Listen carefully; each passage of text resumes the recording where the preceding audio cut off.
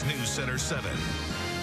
Good morning. Hurricane Harvey has made landfall as the fiercest hurricane to hit the U.S.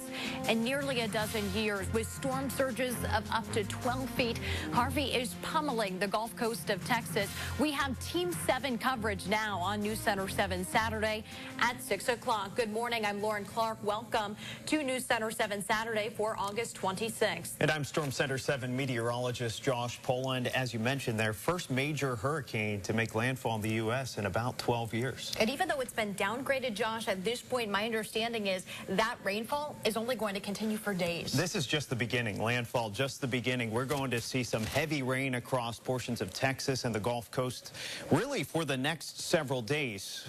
Hurricane Harvey, currently a Category 2 hurricane with winds at about 100 miles per hour. And you can see still a clearly defined eye here just to the north of Corpus Christi.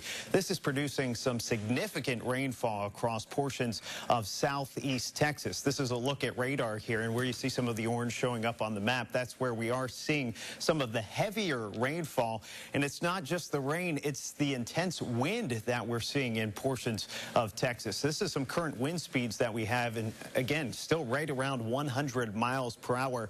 This hurricane is currently a Category 2. It will weaken, but it's going to continue to produce that significant rainfall.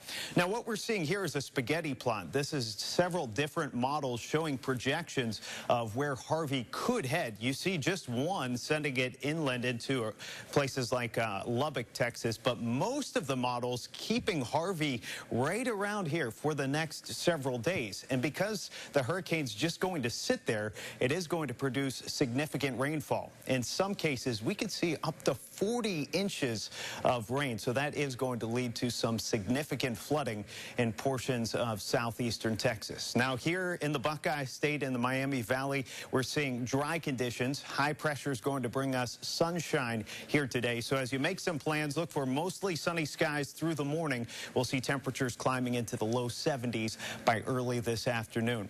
I'll talk more about Harvey and let you know what you can expect for the rest of the weekend coming up in the complete forecast.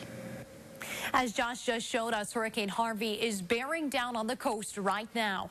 It's expected to bring feet of rain and could create deadly conditions. We have Team 7 coverage, including Gabrielle Enright, who's traveling with Ohio Task Force 1. But we begin with correspondent Weijia Zhang in Galveston, Texas.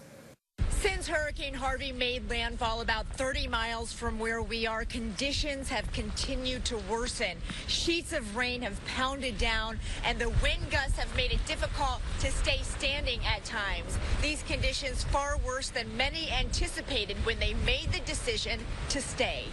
Hurricane Harvey pelted the Texas coastline with rain and whipping winds. In just 56 hours, Harvey grew from an unnamed storm to a life-threatening hurricane. This SUV was abandoned in Corpus Christi, partially submerged by storm surge. Fierce winds toppled the golden arches at this McDonald's in Galveston. And this business left a message for the monster storm. Gulf Coast residents were urged to pack up and leave, even if their area wasn't under mandatory evacuation. We just couldn't risk it. We couldn't risk it flooding. Samantha Burton decided to hunker down. Having to uproot the children and leaving our home, and taking our animals and everything would have just been really hard. Governor Greg Abbott visited a storm shelter in San Antonio where evacuees are given meals and a place to sleep. The most important thing that you can do is to safeguard your own life. First responders say they're prepared to come out here and answer calls for help, but at some point it may be too dangerous to risk more lives. Harvey could swamp counties 100 miles inland, causing catastrophic flooding in Houston, home to more than 2 million people. We are predicting an extreme event here with rainfall totals of 24 to 35, 36 inches of rain. The storm has already impacted oil and gas production, and hurricane researchers warn the economic fallout and damage from Harvey could be on par with Hurricane Katrina. Reports of damage are starting to pour in, many from Rockport, Texas, which took a big hit when Harvey came ashore. That includes a roof collapse at a senior center, and the city manager says rescuers are not able to get in. Reporting in Corpus Christi, Texas, I'm Weijia Zhang. Now back to you. President Trump signed a declaration of disaster in the wake of Hurricane Harvey making landfall. Now Homeland Security officials are urging people to do what emergency workers tell them. Now is not the time to lose faith in your government institutions. Those emergency managers giving you advice and making recommendations for you to evacuate are doing so with your best interest at heart. Some cities on the Gulf Coast were issued mandatory evacuation orders, while others were optional. The White House press secretary says President Trump will try to visit Texas early next week. Ohio Task Force 1 is on the way to Texas right now. The group is activated to local and national disaster areas. News Center 7's Gabrielle Enright is traveling with them. She has where the group is going and what they know about their mission so far. We are just outside Little Rock, Arkansas, and talking with the task force. They have arrived in San Antonio, Texas. They tell me that the closer you are to the hurricane, things like gas are getting more difficult to find. Now, I talked with them. They said that they left around 2:30.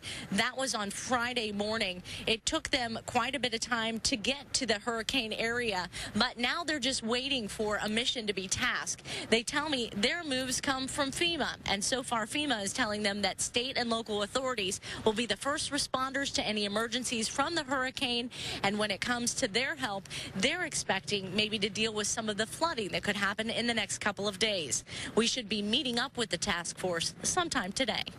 Traveling with Ohio Task Force 1, Gabrielle Enright, News Center 7. We'll be checking back in with Gabrielle Enright and her photographer Chuck Hamlin all morning long. You can also follow her on Facebook and Twitter, where she'll be posting live updates on the mission. This isn't the first time she's traveled with the team. When disasters strike, Ohio Task Force 1 is often deployed, most recently for Hurricane Matthew. Gabrielle traveled with the team on that mission last fall. She reported from Lumberton, North Carolina, where Task Force 1 helped flood victims. With water rising, the team used boats to rescue stranded people and animals. The team travels in a convoy of more than a dozen vehicles and often sleeps in trucks or tents. Red Cross volunteers from Dayton have already been diverted through San Antonio on their way to Houston. Those 6 local volunteers will spend at least 2 weeks helping victims of the hurricane. Initially, they'll be focused on damage assessment. It could be anything. I could be seeing the damage. I could be seeing the displaced people. Many hotels are full, so the volunteers are planning to stay in shelters in Texas. And Hurricane Harvey is already costing you here in the Miami Valley. Gas prices are now on the rise, with some pumps increasing by nearly 20 cents since yesterday. Oil companies have evacuated dozens of oil platforms in the Gulf and shut down several refineries ahead of the storm. AAA estimates a 5 to 10% gallon increase through the weekend, but there is some good news. AAA says that gas prices are currently relatively low. On average across the country, gas costs $2.35 per gallon. We have breaking news this morning. You're looking live near I-70 at I-75. The Ohio State Highway Patrol says the eastbound ramp from 70 to northbound 75 is closed after a semi carrying auto parts rolled off the ramp. Dispatchers told us the driver only suffered minor injuries and no other cars were involved. We will keep making calls and let you know as soon as the ramp reopens.